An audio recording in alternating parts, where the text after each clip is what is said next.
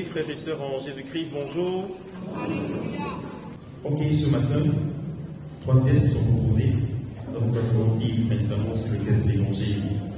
Puis, Jésus fut amené par l'Esprit dans le désert pour être tenté par le diable.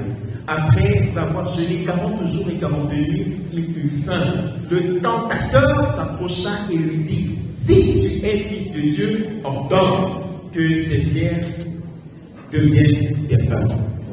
Amen. Dis à ton voisin, le diable a tenté Jésus. Qui croit ici que le diable est réel, que le diable existe? Qui croit que le diable a changé et que le diable n'existe pas? Qui croit que le diable existe? Levez la main ceux qui croient que le diable existe. Ah, ok, vous croyez. Wow, c'est super. Maintenant, qui croit que le diable a changé entre temps? Il s'est converti. Parce qu'on a trop prêché la parole et on a trop prié. Qui croit? Qui croit que le diable s'est converti? Le diable a changé? Ok. Viens te montrer, si le diable a tenté Jésus, il va te tenter. Quel intérêt Jésus avait à affronter le diable? Quel intérêt il avait à affronter le diable, puisque Jésus, avant toute chose, avait déjà vaincu le diable. Il avait déjà précipité le diable. Même quand les apôtres viennent dans le livre de Luc, chapitre 10, disent: Seigneur, nous sommes heureux parce qu'en ton nom, le diable est affléchi. Même les démons les plus coriaces ont fui. Jésus dit: je voyais Satan tomber du ciel comme un éclair. Donc, avant toute chose, Jésus avait déjà précipité le diable. Mais pourquoi est-ce que Jésus, homme, fait face au diable? C'est pour donner non seulement aux hommes la victoire, mais aussi c'est pour leur donner une leçon. C'est pour nous dire: faites attention, le diable, son nom c'est Diablos, c'est Satanas. Et ces noms signifie adversaire, signifie tentateur, signifie diviseur. La Bible dit que le diable est venu tenter Jésus. Le diable n'a pas changé. Il va nous tenter. À quel moment est-ce que le diable tente Jésus? Le diable a attendu que Jésus passe 40 jours sans manger, sans boire, pour ainsi l'attaquer. Bien-aimés frères et sœurs, le diable vous cherchera toujours le moment où vous serez le plus vulnérable. Et des fois, ce n'est pas le diable qui vous expose. Des fois, c'est l'Esprit de Dieu. Pour le cas exprès de Jésus, qui a conduit Jésus dans le désert pour être tenté? C'est l'Esprit Saint. C'est le Saint-Esprit qui a poussé Jésus dans le désert pour qu'il soit tenté. La tentation était quoi? La finalité. Il l'a poussé pour qu'il soit tenté. Le Saint-Esprit, Dieu ne tente pas, mais Dieu a permis que Jésus soit tenté. Alléluia. Il y a une différence. La Bible dit que Dieu ne tente personne. Le texte ne contredit pas cette parole. Dieu ne tente personne. Que personne, lorsqu'il est tenté, ne dise: c'est Dieu qui me tente. C'est pourquoi il y a un problème dans la prière que nous, protestants, le Notre Père que nous élevons. Nous disons: ne nous soumets pas à... Les catholiques, ils ont corrigé. Ils disent quoi? Ne nous laisse pas entrer en tentation. Bien, on va revoir ça certainement. Ce que je veux qu'on comprenne, c'est que le Saint-Esprit, Dieu ne tente pas. Mais il permet des fois qu'on soit tenté. Et pourquoi Dieu nous permet que tu sois tenté? C'est parce que ce que tu n'as pas vaincu, tu ne contrôles pas. Dis à ton voisin: ce que tu n'as pas vaincu, tu ne contrôles pas. Vous voyez, beaucoup de gens chancellent devant l'argent. Pourquoi? Parce qu'ils n'ont pas appris à gagner quoi? On dit qu'on fait comment? On gagne l'argent. Dis à ton voisin: on gagne l'argent. Il y a une différence entre celui qui reçoit l'argent et celui qui gagne l'argent. Celui qui reçoit l'argent ne contrôle pas, parce que c'est un don, c'est un cadeau, et il peut se permettre de faire des farotages de 10 000. Pourtant, il ne sait pas comment on cherche l'argent. Mais quand tu vas voir quelqu'un qui a souffert pour avoir l'argent, quelqu'un qui gagne l'argent, cette personne-là contrôle sa dépense. Cette personne contrôle l'usage qu'elle en fait. Pourquoi? Parce qu'elle a fini par gagner et elle est devenue maître sur la chose. Tant que tu n'as pas gagné le maître, le diable contrôle. Donc quand Dieu permet que Jésus aille au désert, c'est pour donner une leçon aux hommes. Vous devez prendre conscience que le diable est là. Et vous devez vous élever au-dessus du diable qui est là. Pourquoi? Parce que si vous ne l'avez pas vaincu, il demeure un danger. Mais tant que vous l'avez vaincu, il demeure sous vos pieds. Alléluia. Jésus a été tenté de trois façons dans le test. Et il n'est pas le seul à avoir tenté. Sur le plan historique et chronologique, avant que Jésus ne soit tenté, il y a un autre homme qui a été tenté, cette histoire a été lue, c'est Adam et Ève. Ils ont été tentés comme Jésus. Le diable leur a fait miroiter un bonheur. Et leur a dit non, Dieu peut vous priver de grâce. Dieu sait que si vous mangez, vos yeux vont s'ouvrir. Le fruit est bon. Et quand la femme a vu, son cœur a commencé à battre. Et elle s'est dit, c'est certainement une bonne chose que Dieu veut nous refuser. Comme aujourd'hui, beaucoup de gens disent, certainement, Dieu veut nous priver des bonnes choses lorsqu'il nous empêche d'avoir des rapports sexuels avant le mariage. Il y a un bonheur parfois dans ces choses. Et quand le diable sait bien aromatiser ses paroles, le diable a agencé les choses. Et finalement, la femme a cru que le méchant c'était Dieu qui plaçait les feux rouges. Et elle a préféré faire alliance avec le diable qui ne met que les feux verts. Il te dit tout est possible. Vas-y, ne te retiens pas. C'est ton corps. De toute façon, il n'y a pas le contrôle sur ça. Tu ne demandes à personne qui te voit. Et il a poussé la femme. Et la femme finalement a mangé. Et quand la femme a mangé le fruit, elle a entraîné l'homme dans le péché. Et cela a entraîné quoi? La chute. Mais la Bible dit qu'à travers cet acte, un seul acte, toute la race humaine est entrée dans quoi? Dans le monde. Par un homme, le péché est entré dans le monde. Et par cet homme, la mort est entrée dans le monde. Tous les hommes meurent. À cause de qui? De Adam et Ève. Dieu a dit si vous êtes mourir. Ce que beaucoup de gens ignorent, c'est qu'ils ne sont pas les seuls à répondre des conséquences de leurs actes. Nous pouvons pécher seuls, mais parfois dans les conséquences, entraîner toute notre progéniture. Aujourd'hui, dans le cas express, Adam a péché, mais à cause de son péché, toute l'humanité a été condamnée.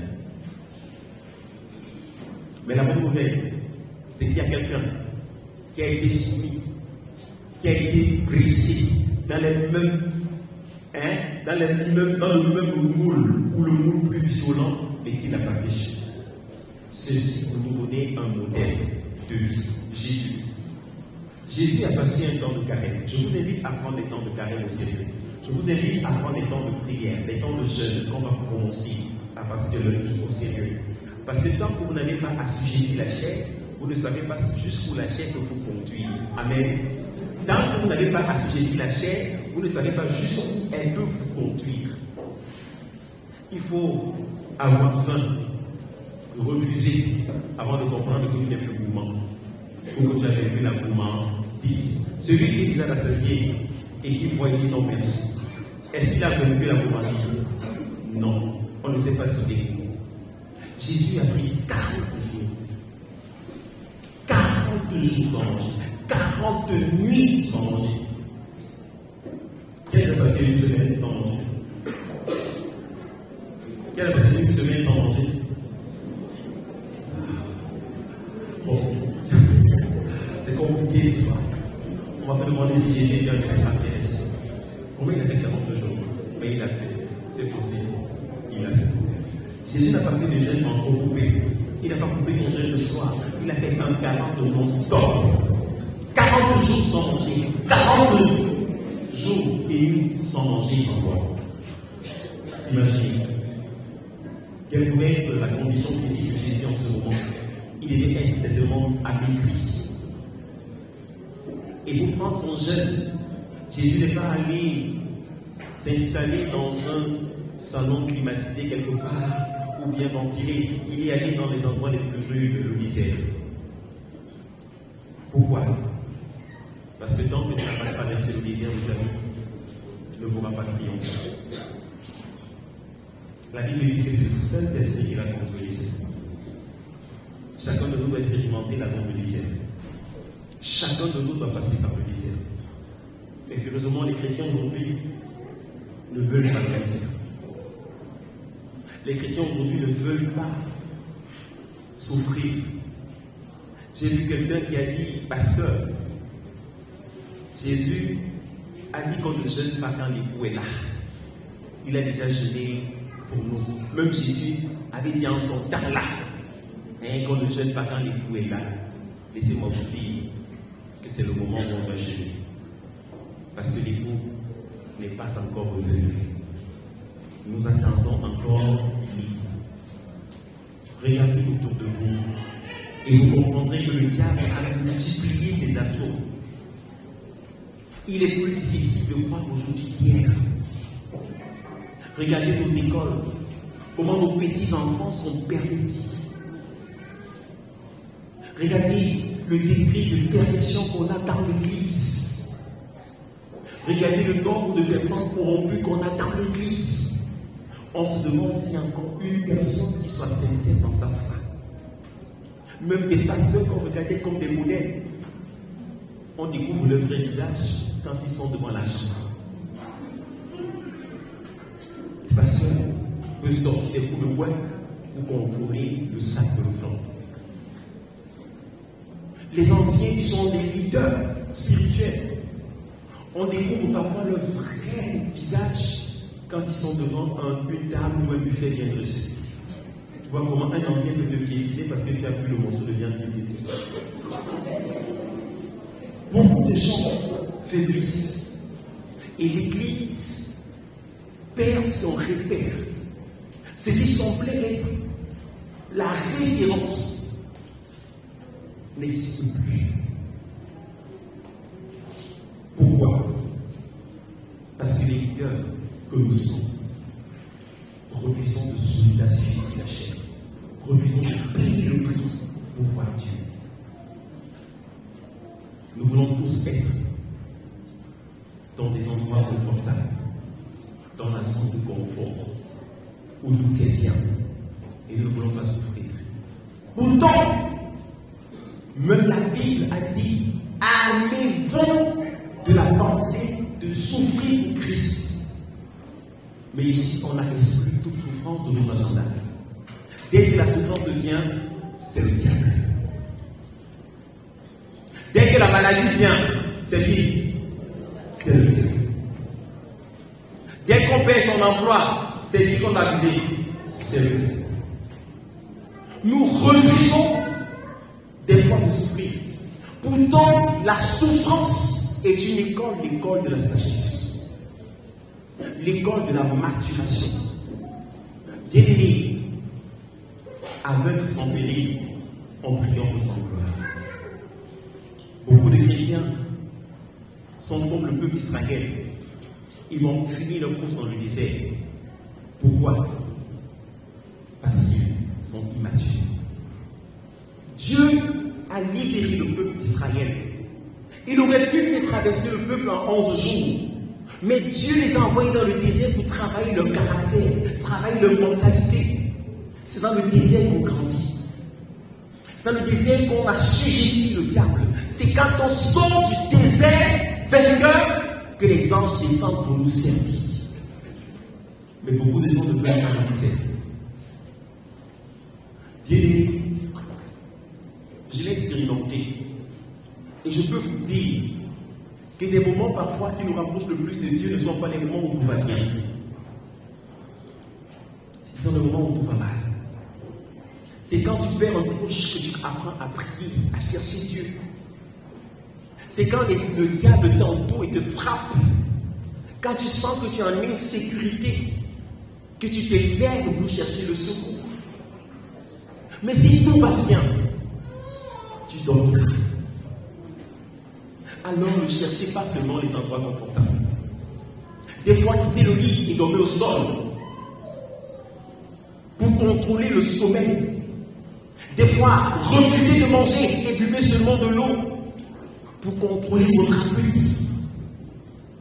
Jésus a dominé les choses qui nous dominent. Aujourd'hui, les hommes tremblent devant la nourriture. Les hommes mettent au premier plan les besoins, le matériel, la satisfaction du corps. Il faut satisfaire le corps. Et comme il faut satisfaire le corps, on est prêt à tout. On est prêt à voler pour satisfaire le corps. On est prêt à se prostituer, à aller avec son patron pour avoir de l'argent. C'est pour satisfaire quoi? Le corps. Regardez ce que le diable dit à Jésus. Utilise la puissance que Dieu t'a donnée pour changer les pieds en pain. Mais Jésus refuse d'utiliser la puissance qu'il a pour satisfaire le corps. Bien-aimé, tu dois assujettir ton corps. L'apôtre Paul dit, je traite durement mon corps, je le tiens assujetti afin de ne pas pécher. Tant que tu nourris la chair, tu vas pécher. Un homme qui ne sait pas résister devant un plat de nourriture ne résistera pas devant une belle femme. Vrai ou vrai? Dis à ton voisin, tu dois résister devant la nourriture. Des petits tests. Tu vois quelqu'un qui voit juste une cuisse de poulet, la salive est déjà montée, et puis ici, frère, c'est lui qui la cuisse de poulet. Quand tu vas voir la cuisse d'une femme, c'est pourquoi tu dois contrôler ton appétit, tu dois contrôler ta chair, tu dois discipliner ta chair. Sinon, tu vas finir comme Samson, les yeux percés. Que d'hommes qui sont morts parce qu'ils n'ont pas pu discipliner leur chair. Jésus, lui, était dans une circonstance vraiment compliquée. Il avait jeûné 40 jours, il avait faim, il avait soif. Mais il a dit à la chair, j'ai le pouvoir de te donner la nourriture, mais je le donne. De changer les pierres en pain. Jésus pouvait le faire, mais il a dit, je ne le fais pas. Tu n'es pas obligé de donner à la chair ce qu'elle te demande tout le temps. Tu dois discipliner ta chair. Tous ceux qui veulent aller loin ont appris à payer un prix. Mais il n'y a que dans l'église que les gens pensent qu'on ne paye pas le prix et on parle loin. Vous avez déjà vu les gens qui veulent chanter dans le monde là-bas? Quand on vous dit comment les Whitney Houston, les Céline Dion travaillent la voix, vous n'en revenez pas. Il y a des nourritures qui ne mangent pas. Si tu veux chanter, tu manges le cookie. Le cookie qui est bon là. Un cas, au bagarre même déjà, les gars disent que c'est pour nous, le c'est pour nous. On dit que si tu veux bien chanter, il y a les nourritures que tu ne dois pas manger. Amen.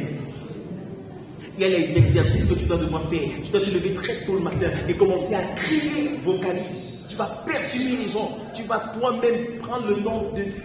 Tout ça, c'est pour atteindre un résultat humain. Quand tu veux être un bon athlète, tu dois également contrôler ton poids. Tu dois te lever, faire les exercices à une certaine heure, même si tu n'en as pas envie. Pourquoi? Parce que tu veux remporter le prix. Tu veux être léger. J'ai vu quelqu'un, quand je faisais les arts martiaux, on m'a mis sur le tableau de ring avec lui. Vraiment, quand j'ai vu le monsieur là, j'ai failli fuir. Il était tellement costaud, paradis. Moi, j'étais tout petit. Mais pourquoi est-ce qu'on nous a mis ensemble? Parce qu'on avait le même poids. J'étais tout petit, mais je pesais 75. Lui, il était tout grand. Mais il monte sur la même balance qu'il a 75 kilos.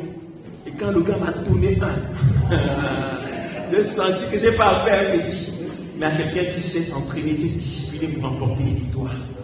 Quand toi, tu ne sais pas perdre le poids, quand tu ne sais pas te discipliner, quand tu n'as aucune discipline de vie, tu ne pourras pas être un disciple. Parce qu'un disciple, c'est quelqu'un qui est discipliné. Nous devons nous discipliner. Le problème de l'église aujourd'hui, c'est que l'église n'est pas disciplinée. L'église ne se discipline pas. On se permet d'arriver en retard à l'église sans nous déranger personne. Tout ça pourquoi? Parce qu'on veut satisfaire la chair.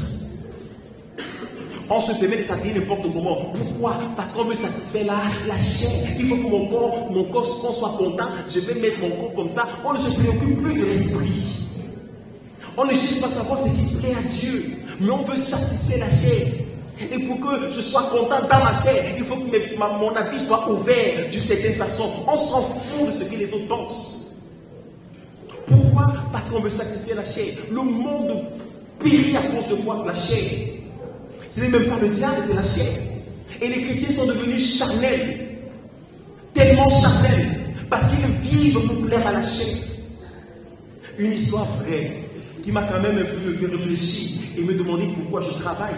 C'est l'histoire d'un homme. C'est vrai que je n'ai pas donné le nom exact, ce n'est pas nécessaire. Mais on a demandé à cet homme qui était un casseur de pierre, qu'est-ce que tu fais dans la vie? Il dit, je casse les pierres. On dit, mais on se rend compte que tu travailles très dur. Pourquoi tu casses les pierres à longueur de journée? Il dit, c'est pour avoir l'argent. Pourquoi tu veux avoir l'argent? C'est pour acheter la nourriture. Pourquoi tu veux avoir la nourriture? C'est pour avoir la force. Pourquoi tu veux la force? Pour casser les pierres. Sa vie tourne autour de quoi?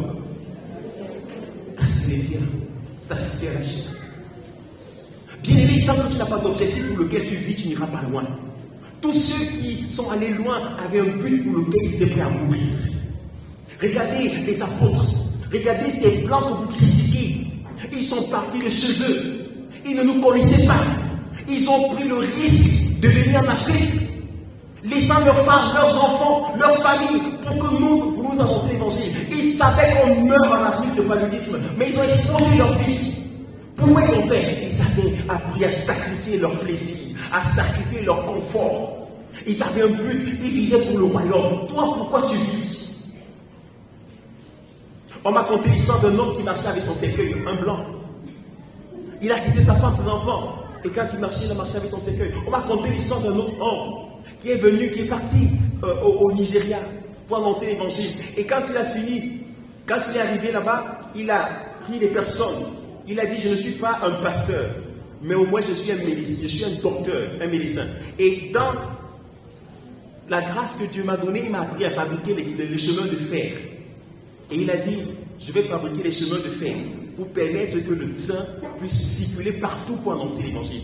Et on dit que ce monsieur a parcouru une distance énorme. Il a pris 23 hommes. Il les a formés et ensemble, ils fabriquaient le chemin de fer pour permettre au train d'avancer dans les villages les plus reculés. Et il avait fait une distance pendant presque 2 ans. Et à un moment, il est arrivé au bord de la mer. Et là, il a vu un bateau qui avait accosté, qui était sur le point de partir. Et on lui a dit, mon frère, qu'est-ce que tu fais en Afrique depuis? Où est ta femme et tes enfants? Il dit, je vais les laisser pour la cause de la mission. Je veux que le monde entier entende parler de Jésus.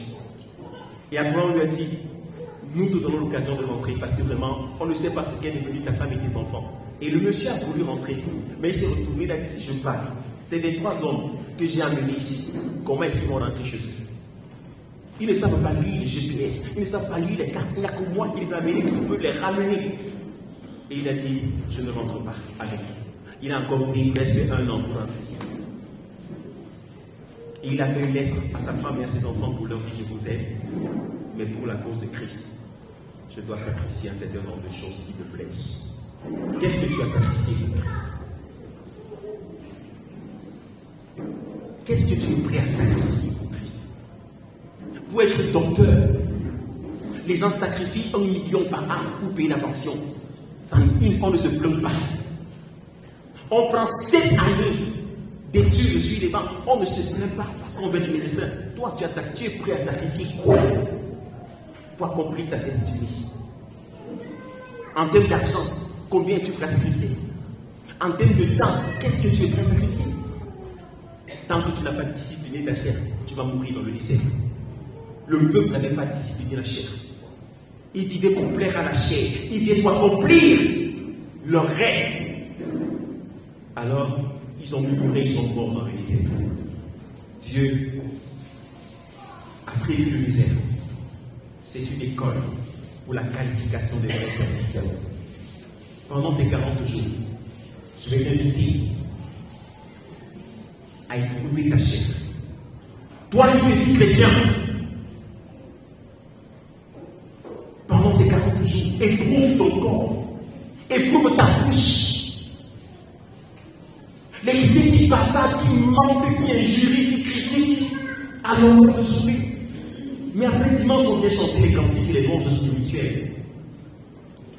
C'est jamais.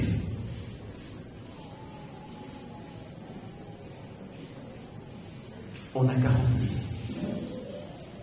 C'est 40 jours dans le désert. Et chaque jour, on a un challenge. On a quelque chose, une victoire qu'on doit remporter. On a le diable qu'on doit renverser. Il est là, il a tenté Jésus, il va te tenter. Mais tu n'es pas obligé de tomber comme Adam et Ève. Il y a des hommes comme toi qui ne sont pas tombés. Il y a un homme comme Joseph. Le diable est allé jusqu'à séduire une femme remplie, une femme qui a signé sur lui, la femme de son patron, qui a dit que tu donnes ma femme maintenant. Et alors tu seras promu. Il a dit, je préfère crever dans une prison que de me compromettre. Jusqu'où es-tu prêt à aller avec Dieu? Combien de chrétiens ont fait des pactes avec le diable pour le positionnement? Combien de chrétiens ont dilué leurs principes seulement pour plaire à un homme, même à leur mari? Tu demandes à une sœur qui s'habillait bien, ma sœur, ton habit de temps en temps, de plus en plus, là, depuis que tu t'es mariée, elle dit, pasteur, c'est le goût de mon mari. Ton mari est goût, c'est vrai. Mais mon ami, il faut faire attention. Ton mari là, il peut aussi avoir des mauvaises vues. Il y a les endroits où il doit pouvoir tout voir, mais il ne doit pas laisser que tout le monde voit tout. Quel est ce monsieur qui laisse que son corps, le corps de sa femme, on voit tout le corps de sa femme? Tu portes le transparent, ton mari à côté, il accepte. Comment? Ça c'est pour moi ma chérie, on ne sort pas avec ça, on voit ça dans la chambre. Et quand tu vas faire comme ça, quand un plus fort que toi va voir ta femme, et il va dire que je prends ta femme, tu fais comment? Hein? Quand ton patron va voir ce que comme tu as mis en valeur, tu as même exposé, séché, comme si au marché, tu as exposé, on expose la marchandise, non? Tu as exposé. Quand ton patron qui a plus d'argent que toi va voir, il va la regarder. Rappelez-vous de ce que David a fait à la femme de Uri. Elle a monté, elle a lavé. Et quand il a vu, il a dit, donne-moi. Après, il était prêt à tuer son mari pour la prendre. Bien-aimés, ne nous exposons pas. On dit à Dieu dans la prière, ne nous soumettons pas à la tentation, mais nous-mêmes nous soumettons à la tentation. Fuyez la tentation. Fuyez la tentation. Alléluia. Disciplinez la chair. Le plus gros problème de l'homme, c'est sa chair. Jésus avait vu la chair, tu peux vaincre la chair. Quel est le combat que tu dois mener ce mois? Identifie 2 aspects de la chair sur lesquels tu dois remporter la victoire ce mois. C'est 40 jours de jeûne. Et aujourd'hui, demande à Dieu. La Bible dit que si tous les hommes sont morts en Adam, Jésus-Christ, tous les hommes revivent en Jésus. Donc, où Adam nous a entraînés dans la mort, Jésus-Christ nous entraîne dans la victoire. Si on a échoué avec Adam, avec Jésus, on peut remporter les victoires. Aujourd'hui, il n'est pas question qu'un chrétien dise « Je ne peux pas, je n'arrive pas », parce qu'il y a Christ qui nous capacite. Alors, la tentation, elle sera toujours là. Le problème, c'est ton attitude face à la tentation. Comment tu vas te comporter face à la tentation? Tout le monde est là, sera tenté. Mais si tu te disciplines, et si tu disciplines la chair, le diable va te prendre en respect. Il va te faire le café quand il va te voir, il va fuir. La Bible dit que Jésus a surmonté la tentation. Le diable dit, prosterne-moi, adore-moi, je te donne tout le royaume. Tout ce que le diable veut souvent, c'est quoi? C'est détourner nos cœurs de Dieu. Les gens disent que le diable, vraiment, le diable veut mon argent, et le diable s'en fout de votre argent. C'est qu'il veut s'éprouver la gloire de Dieu, détourner l'adoration de Dieu. Et il va vous amener à vous rabaisser pour l'adorer, vous promettant des grandes choses. Mais ce que vous ne savez pas, c'est que le diable n'a rien. Le diable n'a rien. Quelqu'un m'a parlé un jour des Rosicruciens qui disent qu'ils sont généreux. Et il y a des Rotary Club qui font des dons généreux. Mais si vous regardez bien, vous verrez qu'ils donnent généralement à ceux qui ont déjà. Ils disent qu'ils vont placer les gens dans les grandes sphères. Mais ils ne prennent pas les gens cancres pour les placer dans les grandes sphères. Ils vont dans les écoles, ils prennent les gens les plus intelligents. Et ce sont eux qui élèvent. Pourquoi? Parce qu'ils ne fabriquent pas l'intelligence. Il n'y a que Dieu pour le faire. Ils exploitent le potentiel qui est en vous pour vous détruire. Ils vous donnent aujourd'hui de l'argent, mais demain ils vont vous récupérer votre vie. Ne sais pas au diable. Jésus a dit, tu adoreras le Seigneur ton Dieu, toi seul. Toi, qui est-ce que tu adores? Tout ce qui vient avant Dieu et Dieu te donne. Qu'est-ce qui passe avant Dieu dans ta vie? Qu'est-ce qui passe avant Dieu dans ta vie? C'est le temps du carême, c'est le temps pour faire une introspection, c'est le temps pour régler sa vie, c'est le temps pour mettre ses émotions en note.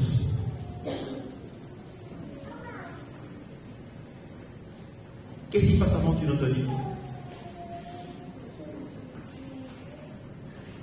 C'est quoi?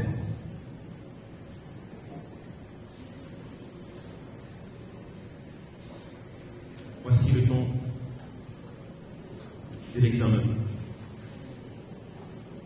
Jésus a vaincu le diable, mais il te revient de lui résister. Parce que tant que tu n'as pas gagné le diable, il ne te respecte pas. Et si tu tiens tête au diable, la Bible dit que quand tu sortiras du désert, les anges viendront te servir. Voilà la condition de tous les enfants de Dieu. Ils sont servis par les anges. Est-ce que tu veux que les anges te servent? Est-ce que tu veux que les anges se bousculent pour te servir? Surmonte d'abord la tentation. Et pour surmonter la tentation, tu dois veiller sur ce que tu vois. Veiller sur toutes les portes qui alimentent ton âme. C'est parce que ton âme est chétive que tu tombes. Dans le désert, Jésus est allé nourrir son âme. 40 jours de jeûne. Jeûner pour Jésus, ce n'était pas seulement rester sans manger. C'était se priver de tout ce qui est confort pour la chair, afin de se rapprocher de Dieu. Il a passé 40 jours à se rapprocher de Dieu, à chercher la face de Dieu. Ainsi, Jésus nourrissait quoi? Son âme. L'âme est ce qui te fera tenir debout ou alors à terre. Si tu nourris ton âme, tel que tu nourris ton âme, tel tu seras physiquement. Parce que le corps n'est qu'une enveloppe qui reflète en fait la volonté de l'âme. Je me rappelle, quand j'étais jeune, j'aimais beaucoup regarder les films chinois. Et un jour, je suis sorti du vidéoclub. Et quand j'avais vu le petit peu de Jet Li, où on marchait, on sautait sur les toits, on passait d'une maison à une autre, quand je suis sorti du vidéoclub, j'étais sûr que j'étais devenu très fort. Il y avait une petite flaque d'eau. J'ai pris l'élan, je m'apprêtais à sauter comme Jet Li. Et j'ai couru, j'ai sauté. Et quand j'ouvre les yeux, je vois qu'il y avait deux petits au milieu de la flaque d'eau. J'ai compris que ce n'était pas la chair, c'était l'âme qui avait été nourrie. Je n'étais pas trop physiquement fort. C'était seulement une question d'âme. Si tu nourris ton âme va pouvoir ta chair et tu vas échouer. Si tu commences à écouter trop de musique sensuelle, tu vas commencer à dire seulement bébé. Mais si tu nourris ton âme de la parole de Dieu, tu verras Dieu et tu parleras de Dieu. Jésus, 40 jours, était devant Dieu. Il a nourri son âme. Et c'est parce que son âme était enracinée qu'il pourrait tenir tête au diable. Aujourd'hui, les gens nourrissent la chair. On prend soin de l'extérieur de la coupe, mais on ne lave pas l'extérieur de la coupe. La parole de Dieu qui est comme un miroir n'est plus utilisée. Les hommes ne regardent plus la parole de Dieu pour apprendre à se conduire, apprendre à marcher. La parole de Dieu, c'est comme une histoire, c'est comme un conte. Ça ne dit plus rien. On lit, on ne cherche pas à comprendre. Quel est l'état de ton âme? Jésus a dit, il ne sert à rien de gagner tout le monde si on perd son âme. Il ne sert à rien d'être en bonne santé si tu dois perdre ton âme. Rappelez-vous, Jésus a ressuscité quelqu'un dans la Bible, ça fait un grand brevet. C'était qui? C'était qui? Lazare. Vous connaissez l'histoire de Lazare? On est dans là. Où est Lazare aujourd'hui? Il est où? Il est où? Il est encore mort. Donc Jésus l'a ressuscité et après il est encore mort. Vous dites non, il est mort, il est là où? S'il n'est pas mort, il est où? Ça veut dire, mes frères et sœurs, rien ne vous dit dans le royaume. En fait, ce que je veux qu'on comprenne, c'est que ce n'est pas le plus important. On a ressuscité Lazare, Lazare est encore mort. Et si Lazare n'avait pas cru en Jésus, même après sa résurrection, il irait en enfer. Le fait que tu surmontes certaines difficultés de la chair ne font pas de toi un qualifié pour le ciel. Le fait que tu sois dans une position confortable où tu as un peu d'argent, ou ce que tu fais réussir, ne te garantit pas le ciel. Tu as besoin de surmonter la tentation, de t'attacher à celui qui a vaincu, pour vivre avec lui sur la terre, alors tu es qualifié pour le ciel. Sinon, le pasteur va prier, les médecins vont te soigner, tu vas guérir du cancer, mais après tu vas encore mourir de la typhoïde. Après tu vas mourir du paludisme. On va te guérir des choses compliquées, mais une chose simple comme l'accident va te tuer. Et si tu mettais ta gloire dans les choses que tu avais gagnées, tu perdras tout en un instant. Alors, mes frères et sœurs, le plus important dans la vie de l'homme, c'est son âme. Celui qui ne prend pas soin de son âme est comme quelqu'un qui mange dans un plat sale. Pourtant, il a lavé l'extérieur du plat. Quelle partie préférez-vous laver en premier? L'intérieur. Maintenant, quelle partie de votre corps vous nourrissez le plus? Votre corps ou votre âme?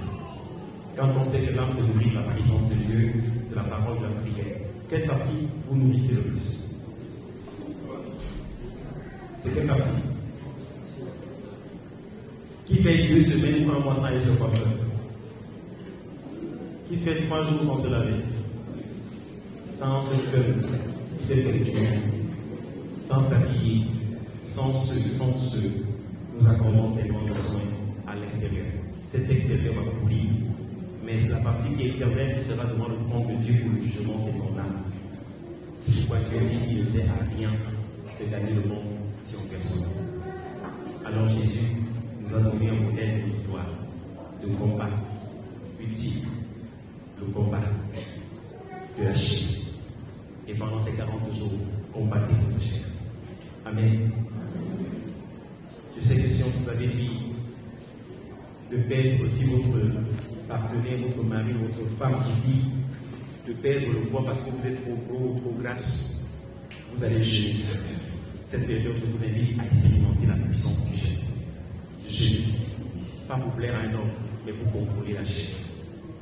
Amen. On ne veut plus des chrétiens immatures, des chrétiens qui insultent, des chrétiens qui luttent, des chrétiens qui volent. C'est l'immaturité. Et c'est parce que la chair est trop nourrie. Qui s'engage avec moi à assujettir la chair. Ce n'est pas facile, mais Jésus a fait. Et si Jésus a fait, nous le ferons. Amen. Nous le ferons.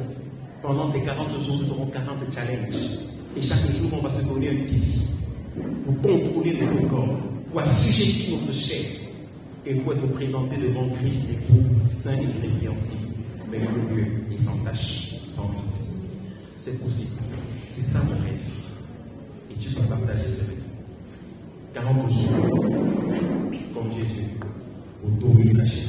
Amen. Dis à ton voisin, impose le silence à ta chair. Quand ta chair va te dire, je n'ai pas envie de prier, qu'est-ce que tu fais? Quand tu viens poser silence à une chair qui te dit que je n'ai pas envie de prier, qu'est-ce que tu fais? Tu fais comment? Donc quand tu veux prier, tu sens que le corps ne veut pas. Tu fais comment? Tu ne forces pas. Tu imposes au corps de la discipline céleste. Quand tu veux étudier à la veille des examens, quand le sommeil venait, tu mettais tes pieds dans l'eau. Tu commençais à marcher dans le froid, non? Tu vas faire ça maintenant. Amen. Quand tes yeux disent qu'ils ne peuvent pas lire la parole de Dieu, tu fais comment? Tu utilises les oreilles et tu mets la parole dans le téléphone. Au lieu d'écouter les musiques bizarres, tu nourris ton âme en écoutant la parole de Dieu. Il y a la Bible audio. Tu peux prier, Dieu ouvre tes yeux pour que tu lises la parole de Dieu. Bien-aimés, faisons tout ce que la chair n'aime pas. Parce qu'en fait, tout ce que la chair aime n'est pas bon pour la chair. Qui a constaté ça? Tout ce que la chair aime n'est pas bon pour elle. Le sucre, c'est bon ou c'est pas bon à la bouche? Mais c'est le plus grand poison. Le cube magique, c'est bon ou c'est pas bon? Quand tu fais l'œuf rôti, tu mets le cube, beaucoup de cubes, ça commence à sucre, mais c'est le poison. La lipaquine, c'est comment? La chloroquine, c'est comment? Le Coca-Cola, l'aloe vera. Mais c'est ça qui est bon pour le corps. Alors ne donne pas encore ce que le corps veut. Quand tu sens que ton corps aime quelque chose, discipline-le, je te donne plus. Alors tu seras un vainqueur. Et tu vas sortir vite au milieu de ton désert. Et quand tu sortiras vite au milieu du désert, Jésus va te couronner. Amen. Cette semaine, ce mois, disciplinons la chair. Discipline ton regard. Ne vois pas n'importe quoi à la télé. Il y a 5 portes qui alimentent ton âme. On n'a pas le temps de parler de ça maintenant. Mais ta bouche alimente ton âme. Tes yeux alimentent ton âme. Tes oreilles alimentent ton âme. Tes doigts, ton toucher alimente ton âme. Ton odorat alimente ton âme. Ce sont des portes qui donnent accès à ton âme. Et toutes ces choses peuvent détruire ton âme. Alors un chrétien ne voit pas n'importe quoi. Ne touche pas n'importe quoi. Ne dit pas n'importe quoi. Un chrétien ne dit pas n'importe quoi. Et ne se tient pas n'importe où. Parce qu'il y a des endroits où l'odeur contenue, c'est l'odeur de la mort. Dis à ton voisin, discipline-toi. Dis encore, discipline-toi. Dis encore, discipline-toi. Jésus a vaincu, nous allons vaincre. Jésus a gagné le diable, nous allons gagner le diable. Et pour gagner le diable, on doit se fâcher. On doit sortir de son palais. On doit aller dans le désert. On doit dire non au diable. On doit dire non aux belles propositions qui font plaisir à la chair. Et on doit chercher ce qui plaît à Dieu. Dis à ton voisin, cherche ce qui plaît à Dieu. Amen. Le monde des frères et sœurs, avec les lignes universelles qui sont à Dieu, le Père puissant, créateur des cieux et de la terre. Je crois en Jésus-Christ, son Fils unique, notre Seigneur, qui a été conçu du Saint-Esprit et qui a été incarné. Il a souffert sous ton Pilate, il a été crucifié, il est mort, il a été enseveli, il est descendu au Père. Le troisième jour, il est ressuscité et mort, il est monté au ciel, il siège à la droite de Dieu, le Père Tout-Puissant. Il reviendra de là pour juger les vivants et les morts. Je crois au Saint-Esprit, je crois à la Sainte Église universelle, à la communion des saints, la rémission des péchés, à la résurrection de la chair et à la vie éternelle. Amen. Viens, François.